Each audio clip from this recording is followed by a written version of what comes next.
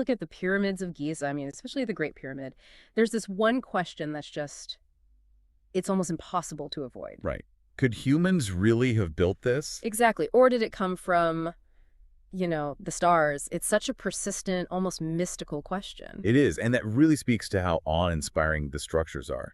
But that whole myth, the idea that it was instantaneous or delivered by aliens, it actually does a huge disservice to our ancestors. It kind of erases the actual achievement. Completely. When we default to that myth, we're basically ignoring this incredible history of human ingenuity. And that's exactly why we're here today. This deep dive is about stripping away that fantasy and looking at the actual historical facts. Yeah, the sources we're looking at really argue that the pyramids weren't some mysterious one-off event. They were the result of thousands of years of trial, refinement, And cumulative knowledge. Our whole mission here is to trace that journey, layer by layer, starting with the very first point. to show that genius is always built, never just dropped from the sky. Precisely. We want to celebrate the patience and the sheer intellectual rigor of the people who made these wonders possible. Okay, so let's unpack that. The Egyptian pyramids, they didn't just appear fully formed on the Giza Plateau. Not at all. They grew, like ideas do, through these small incremental steps. And crucially, through mistakes, right? Massive mistakes. The sources are so clear on this. The Egyptians didn't leap to perfection. They climbed.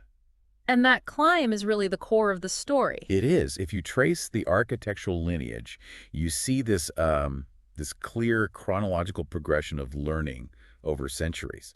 And it all starts somewhere surprisingly humble. With the mastaba, With the mastaba. which, for anyone who doesn't know, basically means stone bench. Yeah, these flat-roofed rectangular tombs. And at first they were made from mud brick, not even stone. Just a simple, solid block over a burial shaft. Exactly.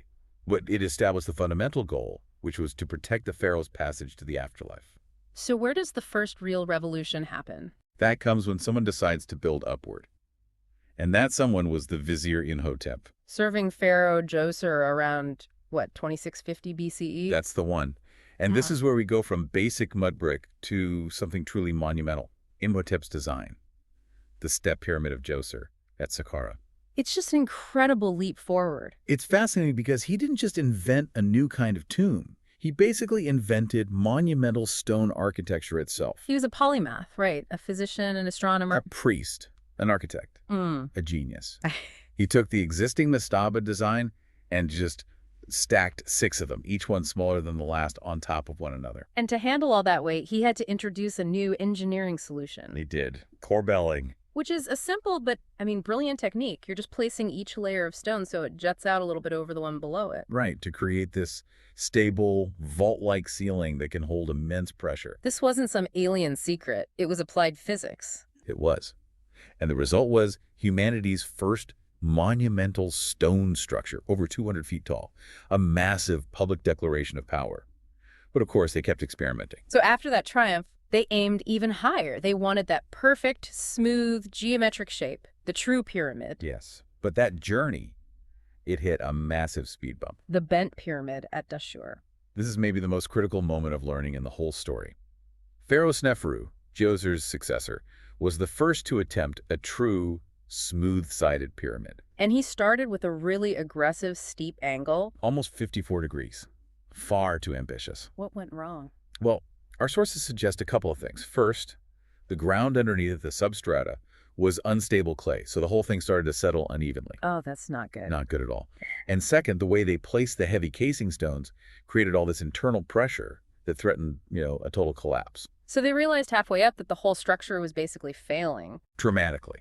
They got about 150 feet up and then had to immediately and very sharply reduce the angle to about 43 degrees just to save the structure. A mistake written in stone for everyone to see. But it provided these brutal, necessary lessons in structural dynamics, in load-bearing, foundation design. They learned exactly what was possible with the materials they had. And they immediately applied that knowledge. Which leads us to the Red Pyramid, also built by Sneferu. The crucial breakthrough. It was built at that shallower, safer angle right from the start. And it became the first successfully completed true pyramid. Exactly.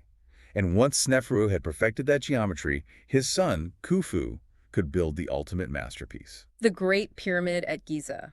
around 2560 BCE. The final culmination of centuries of trial and error. It is just staggering, but when you lay it out like that, mastaba, step pyramid, the flawed bent pyramid, then the perfected red pyramid, it stops being a miracle. And it becomes a triumph of engineering iteration. Absolutely. Think about the facts. The Great Pyramid, over 2.3 million blocks of limestone and granite. And here's the detail that just gets me every time. The base is leveled to within less than an inch across its entire 13-acre footprint. That's insane precision. And it's aligned to true north, off by only about 360th of a degree. You don't get that by chance. You get that from centuries of accumulated geometry and planning. Okay, wait, you mentioned logistical planning. I get the architectural progression, but moving 2.5 million blocks, that still feels almost superhuman without modern cranes. I know, but the logistics were managed through massive organization, not magic. So how? First, the labor force. It was primarily skilled seasonal workers, not just slaves. They were well-fed, they were housed. And second, and this was key, the annual Nile flood. Ah, so they used the river. They used the river. They could float the heaviest stones on boats from quarries hundreds of miles away, like Aswan, almost directly to the construction site when the water was high. So it was a massive state-run infrastructure project. Exactly. Managed by highly sophisticated planners using ropes, sledges, ramps, and human power. The evidence is literally stacked in stone. So if the evidence is so compelling, if the human effort is so well documented, why do so many people still default to the alien theory? That's the big question, isn't it? The idea that aliens must have built the pyramids is it's illogical. And it says more about our own lack of imagination about the past than it does about reality. Right. Let's just apply a simple logic test to it. Okay, first question. Why would a civilization that can travel between stars come to Earth and decide to build tombs? Of all things. And why use incredibly primitive earthly materials?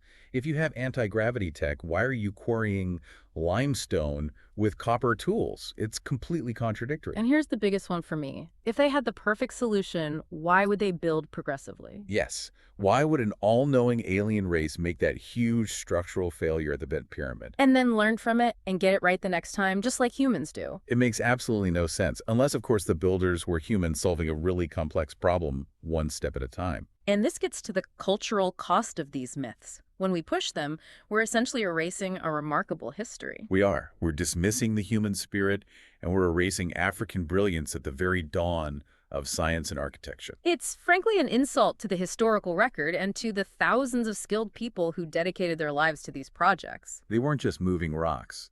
They were solving advanced mathematical puzzles. They were inventing techniques that we still, in some ways, use in construction today. So the sources really suggest we need to shift the question. Completely. Let's stop asking, did aliens build this? And start asking, how far can we go if we apply that same patient cumulative genius today? That focus on cumulative knowledge is so important because what was learned in Egypt, it definitely did not stop on the Giza Plateau. No, it was transferred, it was studied, and it was applied in huge achievements all over the globe. Proving that ideas, like water, they always flow where they're needed. And you can see echoes of Egyptian genius everywhere. Think about the Hanging Gardens of Babylon. One of the ancient wonders. A marvel of vertical irrigation in a really dry region. Which means they were solving incredibly complex hydraulics problems, lifting water dozens of feet into the air. Long before the famous Greek engineers. Exactly. They were using ancient screw mechanisms, sort of like the Archimedes screw, to get water up from the Euphrates River to these terraced gardens. And to even build a stable, multi-story platform that could hold all that wet soil, that requires the same mastery of foundations and leveling that the Egyptians pioneered. It absolutely does. And you can trace that lineage of knowledge all the way forward to a much later marvel. The Alhambra Palace in Granada. Hundreds and hundreds of years later, a jewel of Arab Andalusian design, famous for its incredible geometry. And that visual poetry, as the sources call it, it owes so much to that earlier Egyptian, Greek, and Persian science. You can see it in the design systems. The Alhambra has this clear inheritance of ancient knowledge. We're talking about highly sophisticated mathematical symmetry, right? Yeah. Repetition, modular patterns. Proportions based on geometric constants, like the square root of 2 and the golden ratio. These aren't just random, pretty patterns. No, these are ratios that govern how things grow in nature, from seashells to trees. Applying them made the Alhambra's structures feel naturally harmonious, perfectly proportional. It's the application of refined Egyptian geometry and Greek mathematics, just made beautiful. So those ancient techniques for precise measurement, for creating level foundations in the desert, they were transferred through Mediterranean culture, refined by Islamic scholars. And used to create one of the most stunning buildings in Spain. The preservation of that wisdom is almost as important as the building itself. It is. Andalusian scholars like Al-Zarawi and Ibn Rushd, they consciously preserved and refined knowledge from Egypt, Greece, and India. They were keepers of the flame. They really were.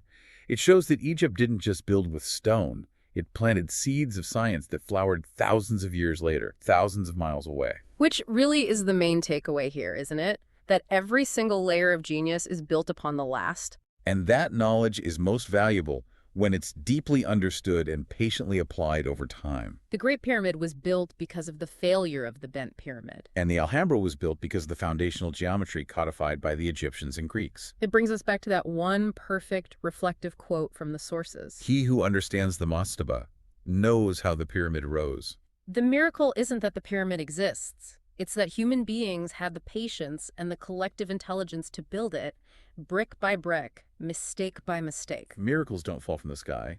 They climb upward, one layer at a time, rising from stone, from error, from patience, and from will. And that leads to a final thought for you, the listener, to think about.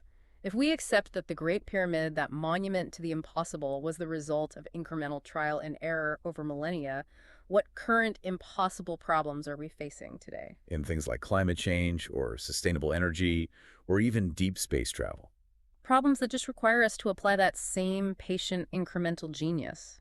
Maybe the solution isn't some sudden magic breakthrough. Maybe it's just the slow